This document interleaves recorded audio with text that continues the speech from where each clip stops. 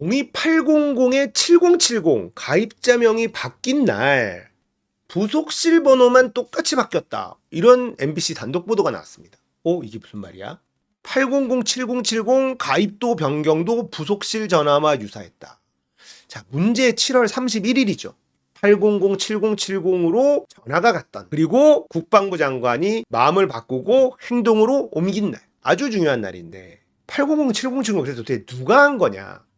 대통령밖에는 할 사람이 없잖아요, 사실은. 국방부 장관이 본인이 사인도 했어. 해군 참모총장 사인도 있어요. 3명의 국방부 내, 군대 내 가장 파워가 센 사람들이 박정훈 대령의 수사 브리핑을 듣고 잘했다, 사인을 합니다. 근데 7월 31일 800-7070 전화를 받자마자 그걸 다 뒤집어 엎기 시작한 거예요. 국방부 장관을 움직일 수 있는 사람은 대한민국에 딱 한 명밖에 없습니다. 대통령. 800-7070 대통령이 전화했다.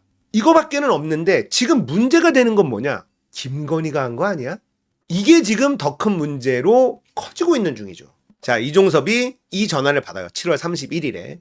그리고는 발빠르게 발표를 보류. 14초 뒤에 이 전화 끊자마자 바로, 그 얘기는 누구예요? 우리는 지금까지 대통령의 지시였으면 바로 움직였겠다라고 생각했는데 이게 아닌 것 같다는 거죠. 14초 뒤에 바로 최상병 사건 언론 브리핑 하지 마, 이 지시를 내려요. 그리고 이첩도 보류시키죠. 야, 이건 대통령 말고 누가 이럴 수 있어? 상식적이라면 그런데 김건희가 했을 것 같다는 정황들이 계속 나오고 있죠. 누구한테 전화 걸었냐? 정청래가 그래서 이렇게 물어봅니다. 정청래 의원이. 남자입니까? 여자입니까? 남자입니까? 여자입니까? 이렇게 질문을 하는데 대답할 수 없습니다. 라고 합니다. 서영교 의원이 800-7070 대통령이 건 전화예요? 아니에요? 기예요? 아니라고 말 못하죠? 그 부분은 답변 드리지 않겠습니다. 에라이, 쪽팔린 것도 모르고. 나는 이런 새끼들을 보면 자식들 보기에 창피하지 않나? 자식 새끼들도 똑같을라나? 자, 800-7070 가입자는요, 2023년 5월 23일부터 대통령 경호처로 바뀝니다. 대통령 경호처로 바뀐다는 건 이 전화를 쓰는 사람은 부속실 7070 똑같이 경호처 가입자명이다. 누구겠어요? 부속실은 대통령과 김건희를 관리하는 곳이죠. 그러면 경호처 가입자명은 대통령과 김건희 라인이다. 대통령 아니면 김건희가 쓰는 전화번호 라인, 회선이라는 거 아닙니까? 정무수석, 홍보비서관실, 과학기술비서관실 이런 데는 가입자명이 대통령실로 돼 있는데 여기만 부속실하고 7070만 경호실 명이더라. 이거는 윤석열이나 김건희가 사용한다라는 겁니다. 그러면 800-7070은 윤석열 아니면 김건희 둘 중에 하나가 7월 31일에 전화했다. 이건 정확해졌죠. 윤석열이 했어도 탄핵이고요. 김건희가 했어도 탄핵입니다. 자, 800-7070은 2022년 5월 10일 이때부터 사용을 시작합니다. 그리고 대통령실 세 곳 사무실은 2022년 7월 1일부터 사용이 시작이 됩니다.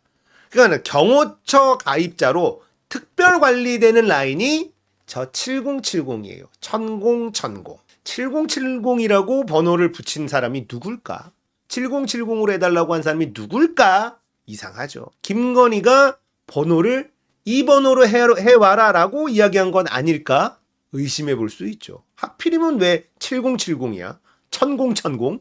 왜 이 바닥에 우연이 있냐? 없어. 자, 800-7070이 7월 31일에 이종섭하고 통화하죠. 조태용 국가안보실장하고도 통화하고 주진우 법률비서관하고도 통화하고 원희룡 장관의 비서관하고도 통화를 합니다. 4명이 등장을 해요. 근데 7월 31일에 저 전화통화 말고는 7월 28일부터 8월 9일까지 통화 내역을 뽑아보니까 전화를 안 썼네. 안 썼어요. 쓴 흔적이 없어. 그렇다면 요때 전화를 건 사람은 한 명일 가능성이 매우 높죠. 한 명이 계속 쓴 겁니다. 오전 10시 21분, 53분 대통령실에서 4번이나 전화를 합니다. 7070이 원희룡 비서한테 4번이나 전화를 해요. 이 당시에 회의를 하고 있었다라고 합니다. 원희룡은 회의를 하고 있었다고 하는데 4번이나 통화를 해? 비서관한테 비서관 핸드폰으로 전화를 한 거예요. 자, 이러고 나서 윤석열이 오전 수석 비서관 회의, 아파트 지하주차장 부실공사 관련 전수조사 등 국토부 장관에 지시를 했다. 이런 서면 브리핑이 나옵니다. 뭔가 이상하지 않아요? 수석 비서관 회의 7070으로 근데 왜 통화를 했을까? 그냥 지시를 내리면 되잖아. 비서관하고. 자, 이것뿐만이 아니라 11시 9분에는 조태용 국가안보실장한테 전화를 하고요. 7070이. 그 다음에 주진우, 여기는 짧습니다. 다 1분 안쪽으로 합니다. 그리고 이종섭한테 전화를 하고 이종섭이 부랴부랴 움직이기 시작했어요. 3시간 동안 4명한테 연락을 했는데, 자, 국토부 장관 비서관한테 4차례 전화를 하고, 근데 마지막 통화는 6분 동안 통화를 합니다. 마지막 통화 시간이 너무 길어. 7070은 대통령 있어야 되는데 회의 시간이었어. 대통령이 회의 시간에 국토부 장관 비서한테 전화를 했다는 거야? 이상하잖아요. 근데 마지막 통화는 6분을 했어요. 비서관하고 6분씩 통화를 할 수 있나? 왜냐면 장관하고 하고 싶은 얘기잖아. 거기다가 대통령이 만약에 전화를 했으면 비서관이 처음에 받았다 하더라도 그 다음에는 장관이 통화를 해야 돼. 안 그랬습니까? 대통령이 전화를 했는데 장관 따위가 바쁘다고 비서관을 계속 전화를 받게? 불가능하잖아.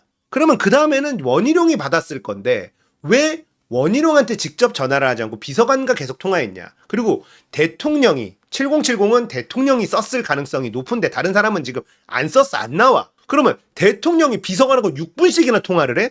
있을 수 없는 얘기입니다. 그죠? 불가능한 얘기예요. 대통령이 비서관하고 6분씩 얘기하면 누가 대통령이야? 장관이 위야?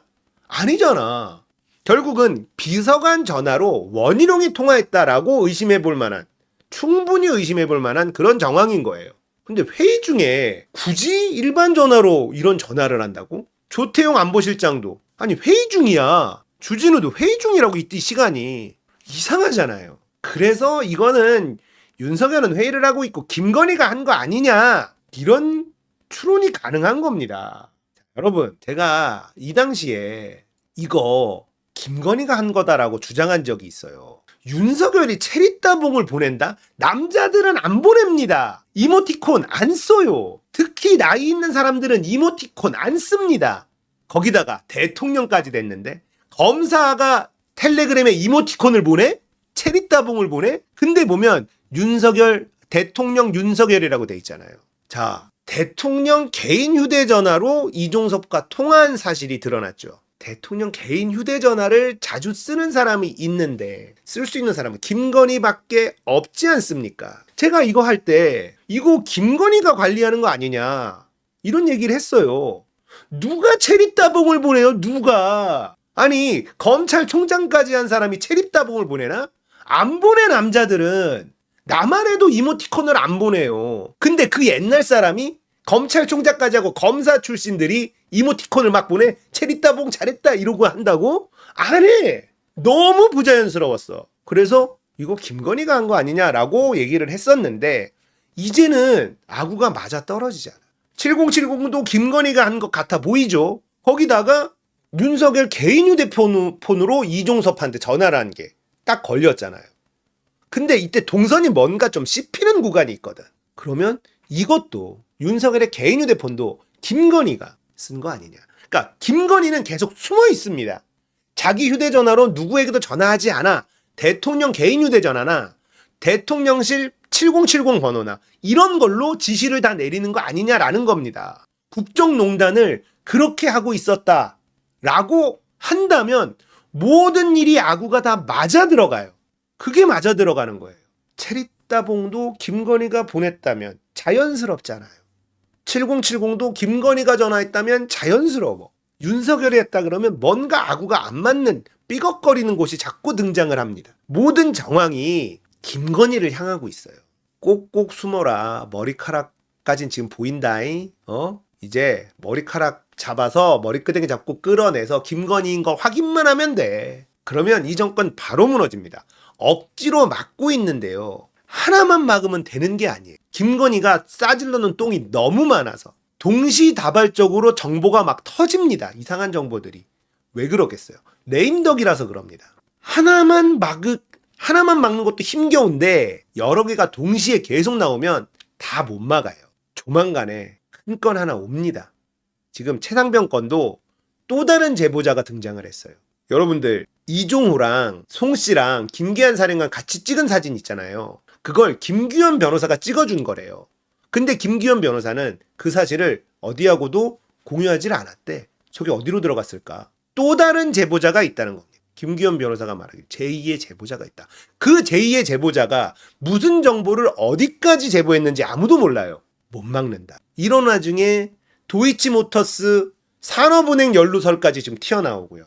여기저기서 막 터지는데 막는 것도 한계가 있다니까요. 어디 하나 잘못 뽁 삐져나오면 거기서부터 줄줄줄 연쇄 폭발이 일어날 수밖에 없다. 그러니까 여러분들, 이 정권 무너지는 거 시간 문제입니다.